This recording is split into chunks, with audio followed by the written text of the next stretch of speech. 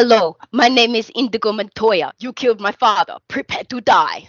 I'm Steph. And I'm Ange. We're Nerdazons.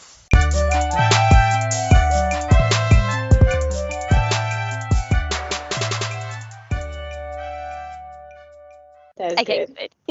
So, first of all, I will let you know that this episode has been delayed because I have been really sick, How and dare I have you. actually, I know, right? I actually lost my voice, so we weren't able to record. So this fortnight is my choice. We're doing the 1973 Princess Bride book by William Goldman versus the 1986 Princess Bride movie. By Rob Reiner. Ah, okay. I was like, no, it actually says by William Goldman. What are you No, talking about? the movie, I just thought since you put the author there, then I might talk about the movie. We'll start with the synopsis of the book. What happens when the most beautiful girl in the world marries the handsome prince of all time and turns out to be, well, a lot less than a man of her dreams? And then the 1987 movie. While homesick in bed, a young boy's grandfather reads him the story of a farm boy turned pirate who encounters numerous obstacles, enemies, and allies in his quest to be reunited with his true love. Oh my gosh, I just love this movie so much. We'll start with the story. Yes, story. Okay, because there is actually a considerable difference between the book. Well, not a considerable difference, but there is a difference between the book and the movie. It's actually a little bit more tragic, I would say. It is, isn't it? Yeah, and like even the vibe of the characters and the story is a lot darker, whereas the movie really it literally has everything that a fantasy could possibly have. When you're a kid and you think of a fairy tale, you think of princesses and damsels in distress and a prince to come and save you. And then there was pirates, there was a giant strong man, and like sword fighting. It literally had every possible miracles, every possible childhood fantasy all wrapped up into one, and it wasn't like over the top either. It had just enough of each element.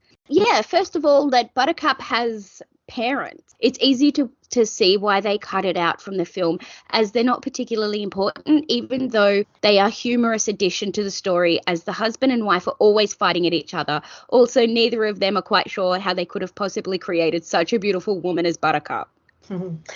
They also paint her, even though she's beautiful, they say she never cleans, she never takes care of herself, she doesn't really care. So like they always kept saying, oh, if you clean yourself or maybe do your hair properly, you'd be gorgeous. But they could see that she was a beautiful child. And that was even different too, because you think she's just naturally this beautiful girl on the farm, but really it was like, nah, she just didn't care about bathing or taking care of herself. And I actually found that kind of funny. I was like, I just want to, can you please just have a shower?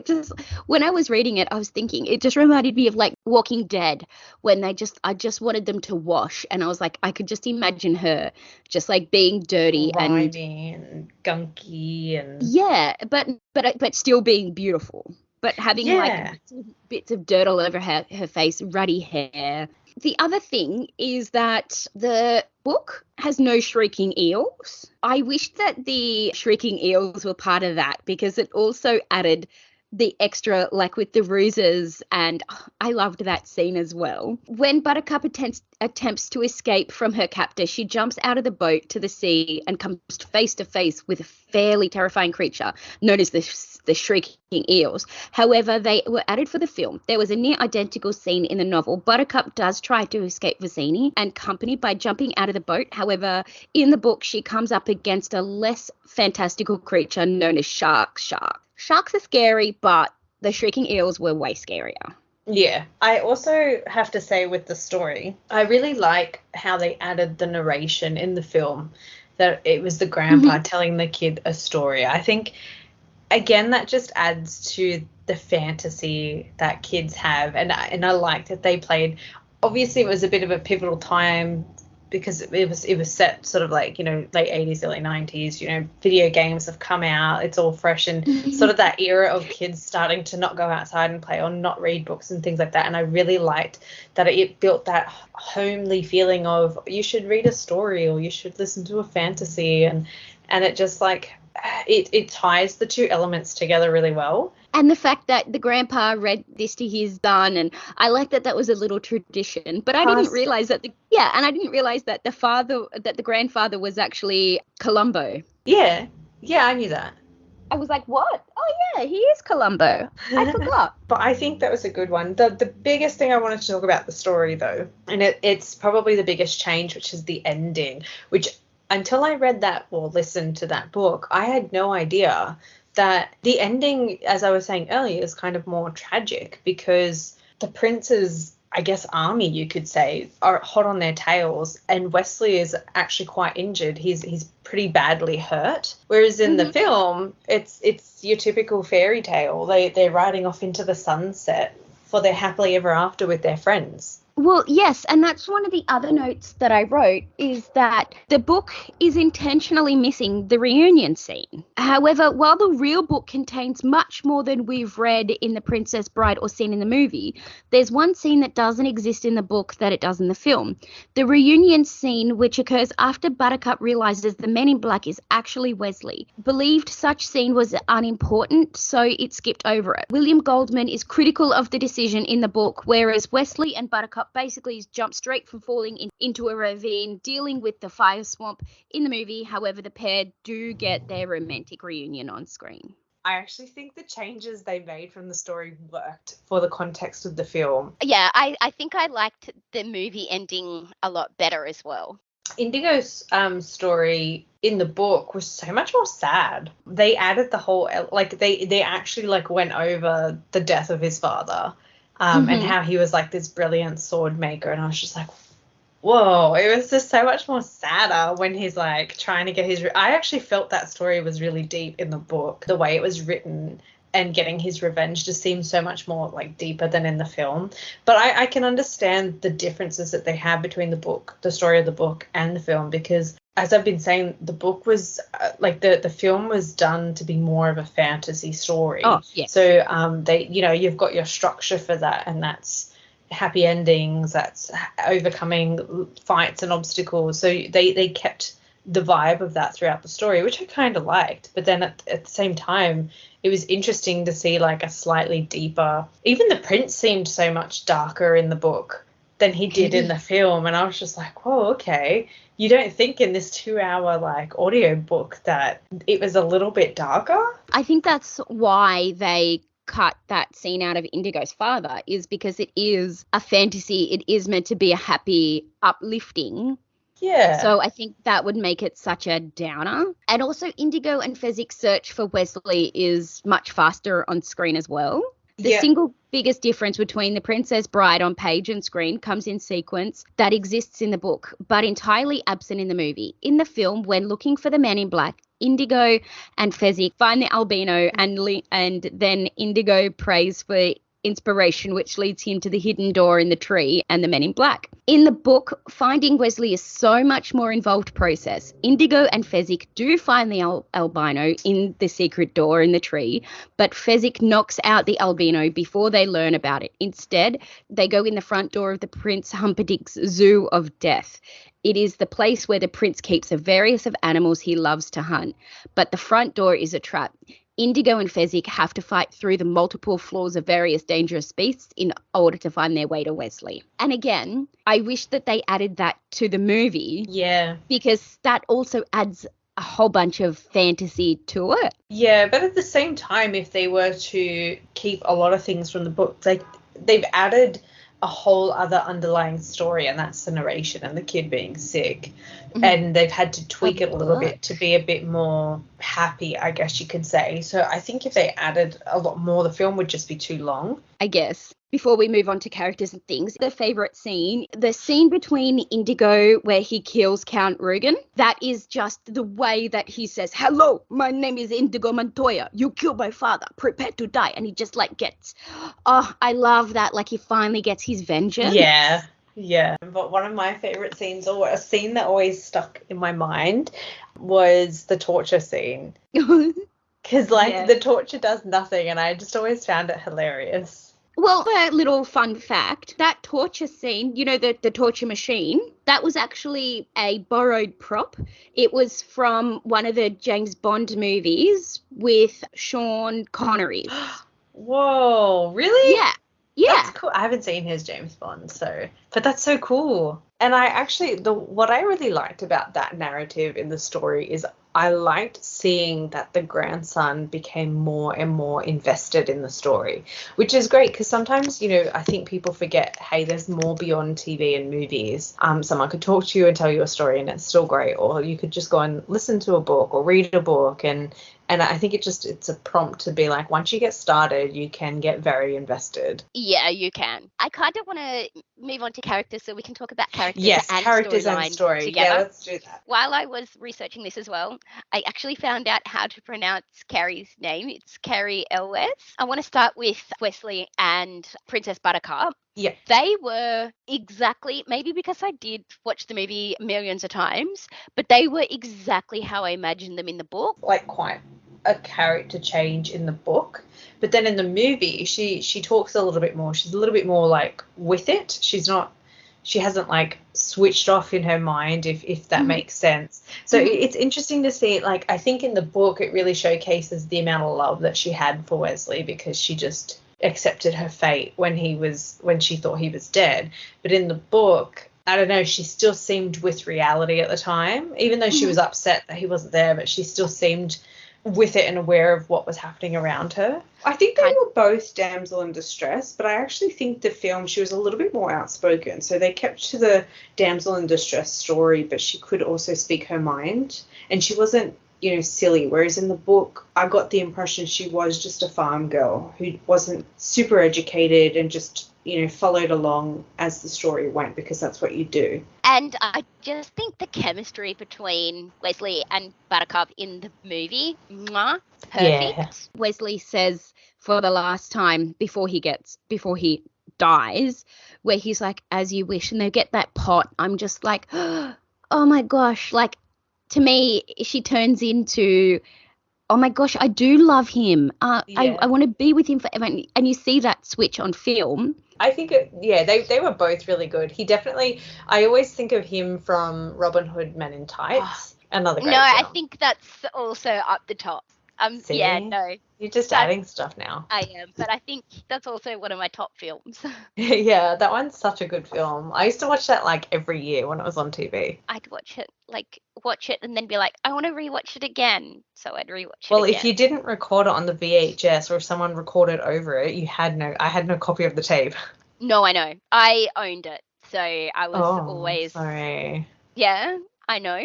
It was part of Pizza Hut's deal that you could choose between certain VHSs. So I got that, and I also got For Being Kissed, which is also a great movie. I love that movie.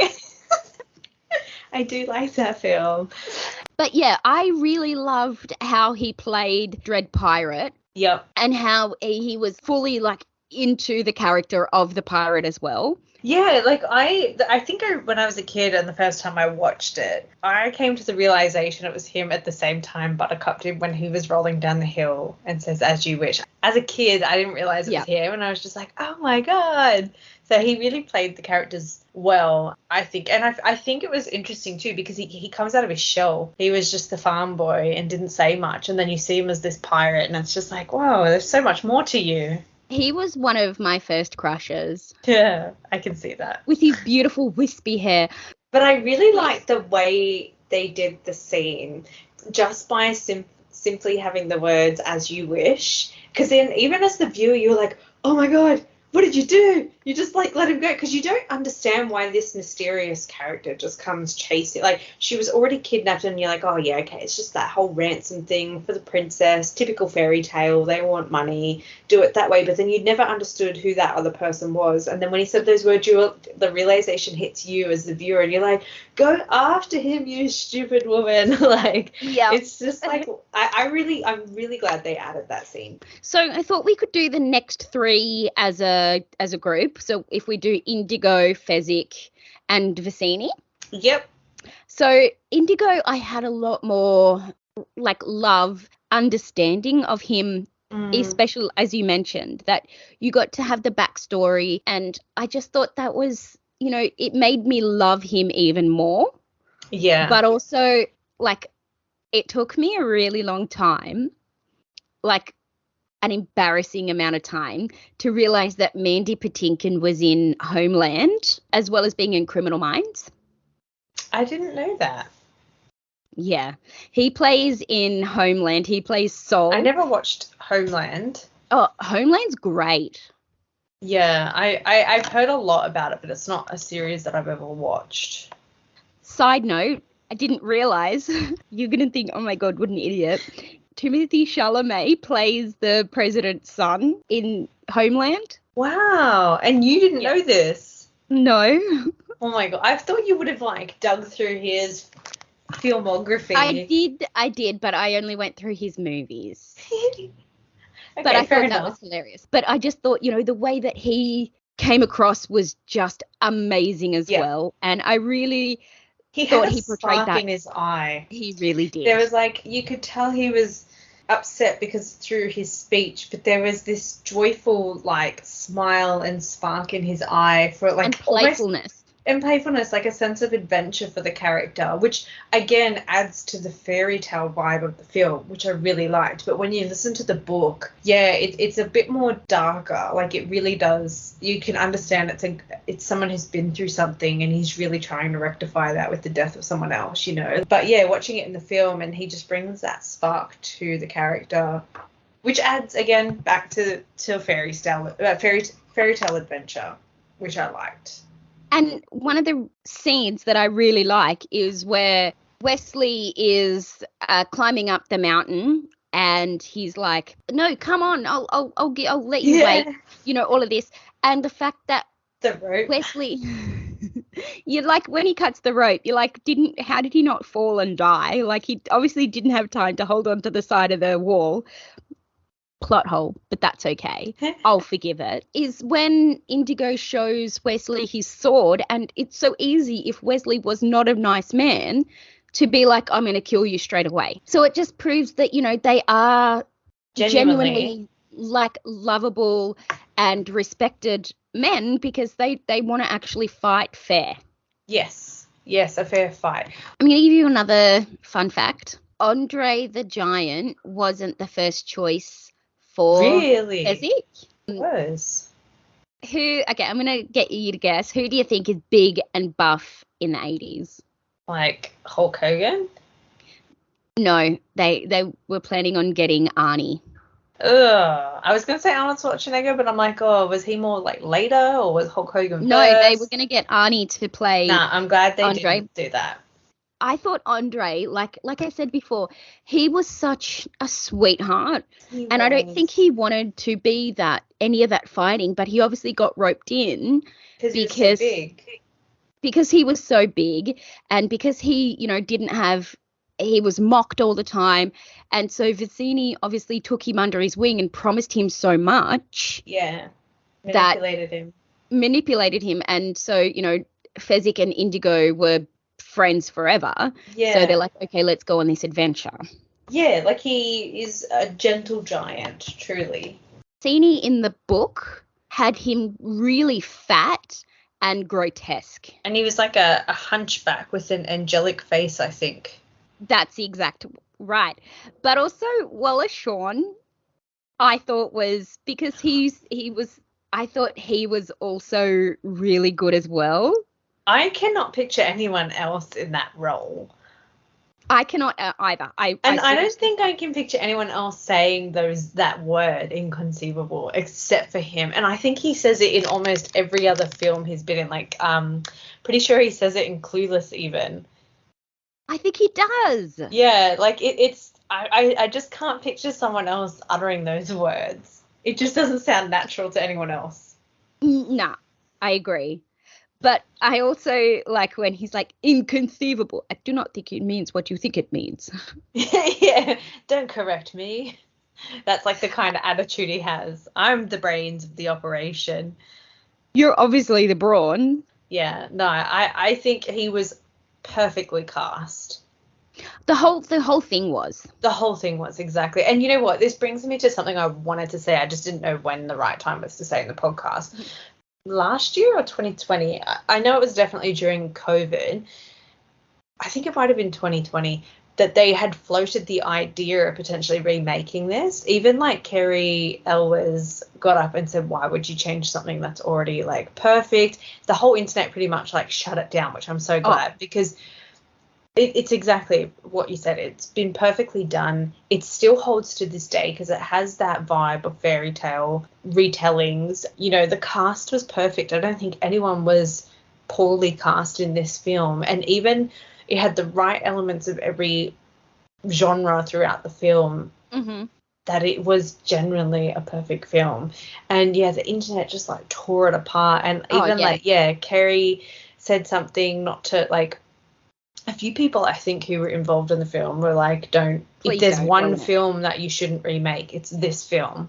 100%. So the only thing to me that ages is obviously when Fred Savage playing the little kid and he's playing the video games. I'm like, oh my gosh, I remember like playing that kind of game. Yeah, and the games definitely were outdated. I had an Atari growing up and playing the car game where it was your car didn't move and you had to like get out of the way. It just reminded me of that.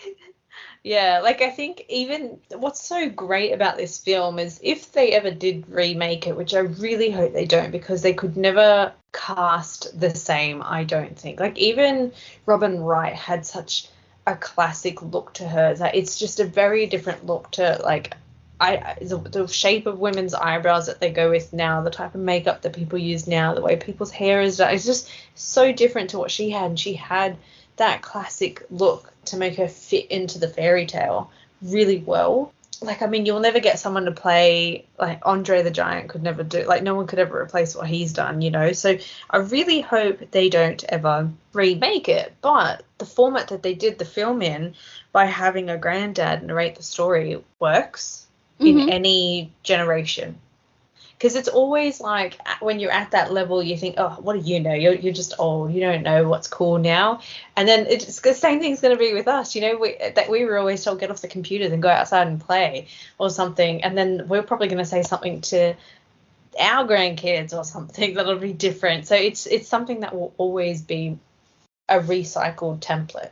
The last few that I want to talk about is obviously Prince Humperdinck and also the Count Rugen, because I feel like that they can be done together. Yes, Chris Sarandon. So I had the biggest crush on him from Fright Night. Was he in Fright Night? I haven't seen it. Yeah, he was the bat. Yeah, we did it. We've done an episode on Fright Night. Gosh. No, sorry. Oh my God, Steph. I got Friday the 13th mixed up. No. Yes, because I remember, that's right. As soon as I'm just looking photos now, and I was like, oh, yeah. He was still quite handsome even in Fright Night. But it was funny. As soon as you saw him, you're like, oh, I remember saying it now that, oh, my God, it's Prince Humperdinck. Yeah. Yeah, it's such a weird name, Humperdinck. I know, but I thought, you know, I feel like he was the same in the book as he was in the movie. Yeah. And just a conniving asshole. Yeah. You know, re-watching it and, like, doing the comparison, I can't believe that he only wanted to marry Buttercup so he could start a war. Yeah, and like to kill her. It was always in the plan, and I'm like, wow, you could have just picked anyone. Why'd you have to go and scour for like the most beautiful person? I know. So cold and heartless. Even with the letters, when he realizes, well, not that he really cared, that when she openly said she could never love him, and she said it from day one, which is fine for her. And then he's like, okay, let's send the letters out, and then he never sent them, but she was so naive to even think he would send them.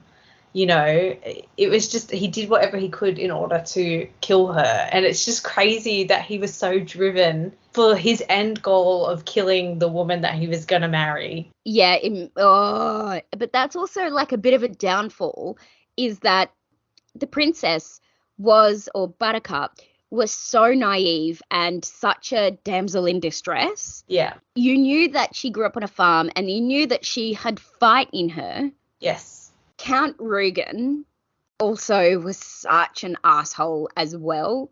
Yeah. But also I think those two played so well with each other. Yeah, they had like a weird, like Count Rugen had a weird, I've got power, I'm going to do what I want. You can't talk to me like that because I'm in a high position type of person. Whereas like the prince, he knew what he wanted. He didn't care. He'd be happy to he came across as like, you do you, I just want my end game. I feel like the way that they hid Count's 6 fingers till the very end, you were like, what? How could he have been the 6-fingered man? You know, you never noticed it until he's like, you've got 6 fingers. You killed my father. Yeah, that's true. They came across as men who had a lot of power, and like as long as they both got what they wanted, they'll do whatever they can for the other to help them so they can both come out on top. Yeah, I don't know. As we were just talking and remembering the movie from last night, I was like, oh, maybe he was secretly in love with him. In love with him. Ooh. Could be. I just want to talk about really quickly Billy Crystal as Miracle Max and Carol Kane as Valerie. They were the best. As soon as this came on, I was like, oh my gosh, it's Billy Crystal. Even when I first watched it, and then realizing that Carol Kane is in so many things, and that like I love her. She's so underrated, I feel. You know, she's in so much, and she has such a unique raspy type voice. I love her voice. Yes, she was and in I just Addams Family, I think. Yes, she was, and she was also in Kimmy Schmidt. Oh, okay. But yeah, I love her as well, and Billy Crystal can do no wrong either. Like I just think he is absolutely hilarious. Which, speaking of Billy Crystal, a couple of years ago, I went to me and my friend went to a Q&A, and it was Billy Crystal being interviewed by Andrew Denton. Oh, and okay. That was amazing. It was the way that he is exactly how you imagined him to be. Yeah. And it was just, one of the best things to be there when he was doing a Q&A on stage. Plus, I love Andrew Denton. Yeah. You just made me think with Carol Kane, the one thing that I really liked her in and what's standing out in my head was she played the Penguin's mum in the Gotham series. Yeah, she did. She plays that like witch type character really well. I don't think she's ever not played a slightly witchy. Yeah, she has that really good vibe. Like she could do the cackle, even in she could have the eyes, and I even never really watched Schmidt, that she series. played like the landlord, but she was also a bit hippy dippy, and I think I only ever watched like 2 episodes. It's good. Yeah, she was like locked up, right, with other girls, and then they get out, and then she's got to learn to the real world or something. Yeah. Yeah, no, I really like her. She's an amazing and very underrated actress. So I also want to talk about the costumes. Yep. One of my favorite costumes is when she's getting married, marriage, and I just loved how over the top the priest was, and how like her outfits were so beautiful. Beautiful. They were, and they really brought that innocence to her. Just through costume, the fair hair, everything about it just added to the vibe. Yes. And also, like, even when they're in the town and that they were welcoming her in, and that was just so beautiful. And obviously with Carol Kane and Billy Crystal, like the prosthetics on that, making them look so old was just amazing as well. Even though Wesley was just wearing something plain, just his hair was just so wispy and beautiful. It fell in the right format. I know. It really did. But then, I started listening to the soundtrack today, and even the soundtrack is very adventurous. Even like the soundtrack was very like adventurous, and also, when they were in the pit of despair and all of that kind of stuff, it just had the, oh my gosh, what's going to happen? Oh my gosh, like suspenseful, and it's a really cool soundtrack to listen to. Yeah, the soundtrack really like developed the film. I think even at the beginning when they were on the farm and they had that like whimsical romancy vibe to it, like it really set the atmosphere of the fairy tale, no matter where the film was. And that's what I think is a good soundtrack, in my opinion. A soundtrack not only support, actors, scenery that you've done, the script, and it can support that, but it can also build from that as well, which is something I'm going to talk about in our next episode, because I've been doing a lot more research on that soundtrack than I have this. So... Also, we're doing a horror, so of course you're going to be like, have a lot to tell us on that. Yeah, one. Oh my God, I have so many notes for it already. And I'm like, let's do Princess Bride first, because then you can talk more. I've got a few fun facts for this movie. Yep. Cary Elwes wasn't the first choice for Wesley. Really? Yes. I'm going to make a guess. We have recently done an episode with this person, and that they have also been in a timepiece. Hang on, let me think. Who have we recently done? Have we recently watched a timepiece or just an episode with that person? Recently. It's one of your favourites. Colin Firth? Yes, he was originally the running plate to play, yes. I don't think he would have done good. No. He just can't bring the action side of it. Yeah, I don't think that he would be able to bring that, I don't know, that oomph that he has, because Cary is a little bit campy in the movie, and I don't think he's a very serious actor, Colin Firth. Yeah. Where I agree. Think he would have brought way more seriousness to the movie, which would have taken us out of the fantasy.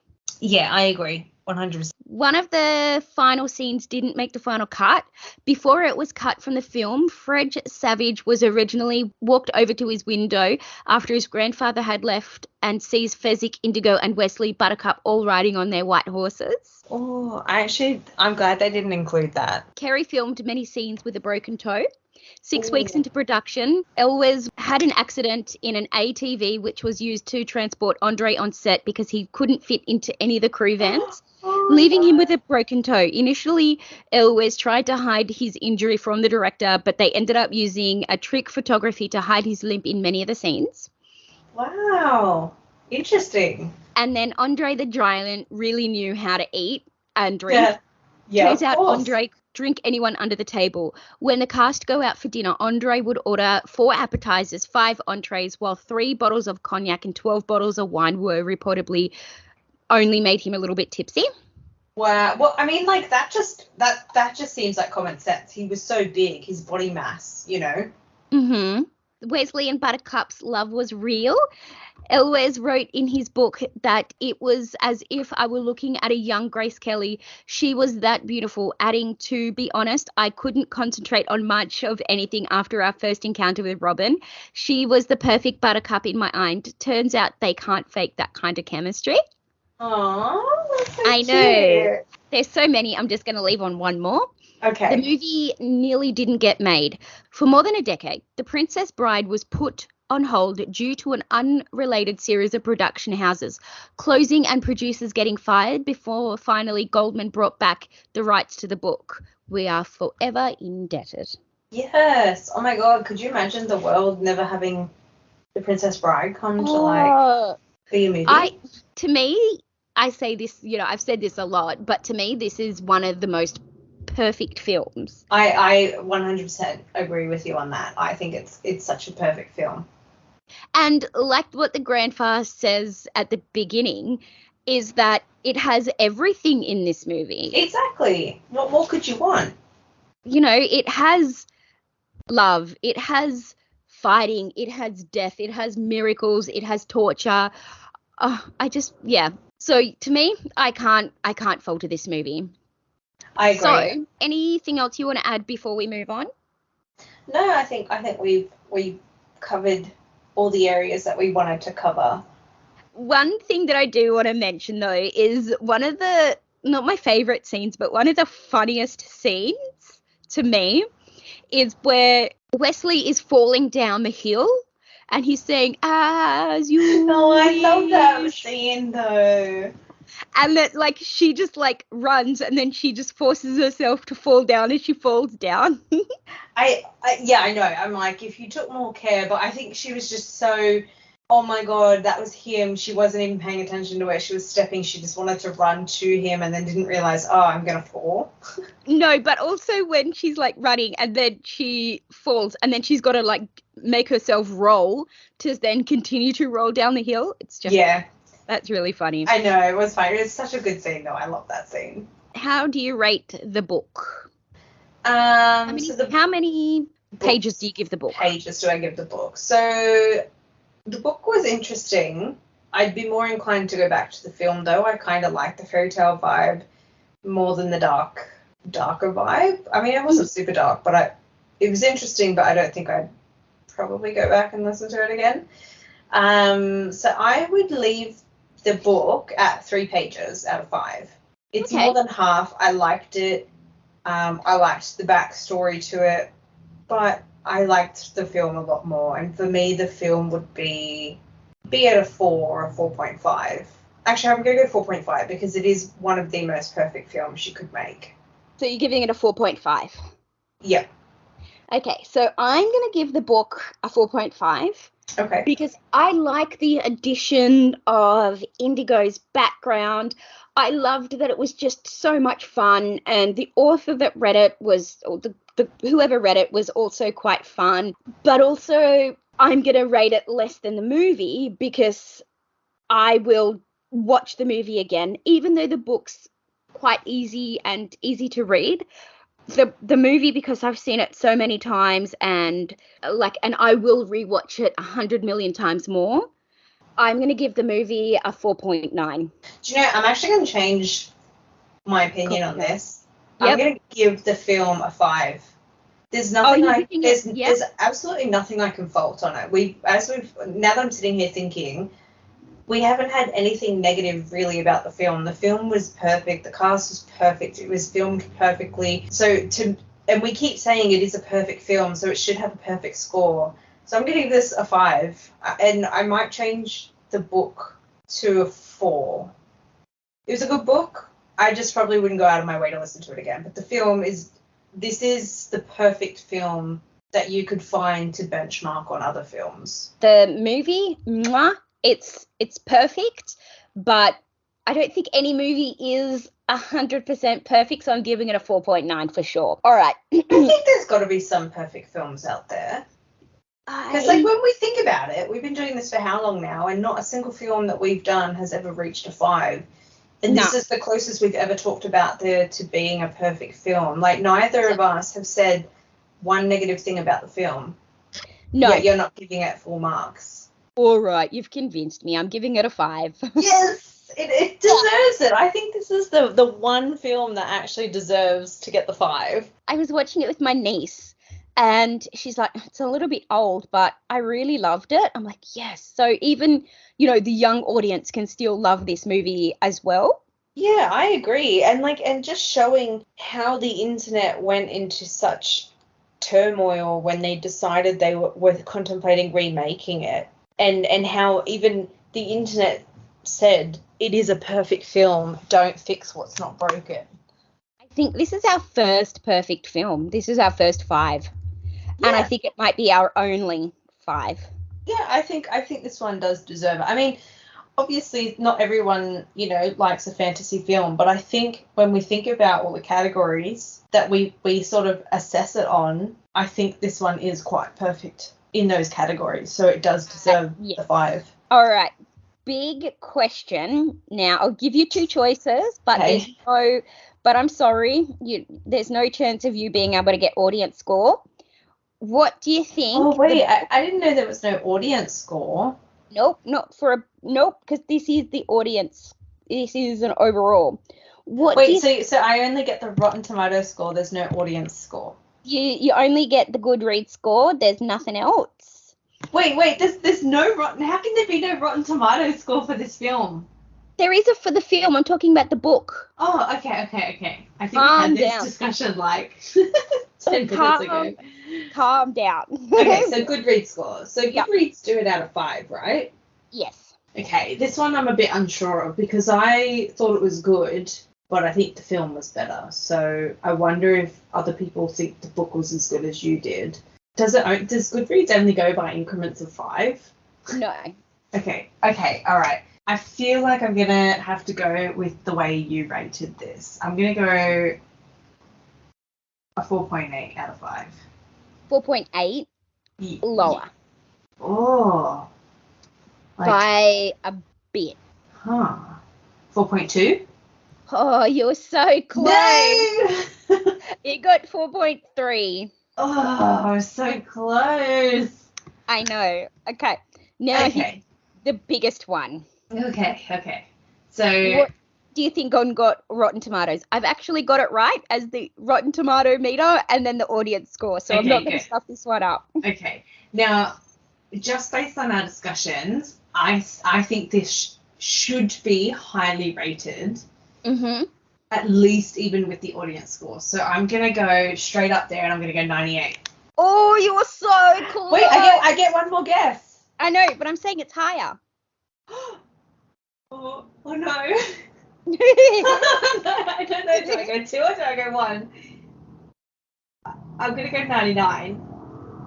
Oh, boo. You didn't get it. It was 97.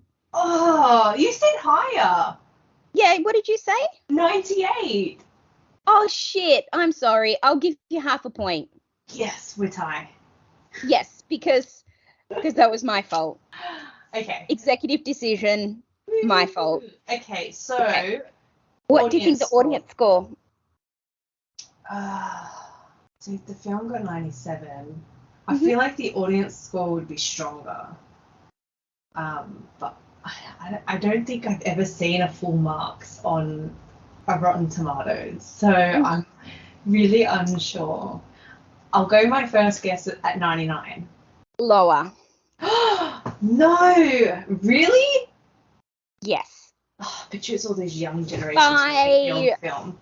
A little bit. Okay. 88. 88, did you say? Yeah. No, it got 94. Oh, okay, that's not bad. It's still in the 90s, and I fear that one day the younger generation will be like, oh, there was nothing great about this film, and then they'll mark it all down. If they do, I'll be annoyed. I would be too. Unless you make it higher. Yes. It deserves higher. It does. I'm really surprised it wasn't higher for the audience score, especially after how everyone reacted to them wanting to remake it. I know, and I think the tomato meter's got it right at 97. I think so too. I agree. So shall we move on to Nerdison's Nerdy Notables? So when I was sick, I didn't have much energy. However, I did watch the first 4 episodes of The Boys. Have you watched The Boys at all? No, it is on my to-watch list. Oh my gosh, I love the fact that it comes out weekly. Because then, you can't binge it and you get so excited. I like when shows come out week. Peter actually praised the show for one of its scenes because every season there's always that scene. I need somebody else to watch it so I have somebody to talk to about it. Oh my gosh, it's so good.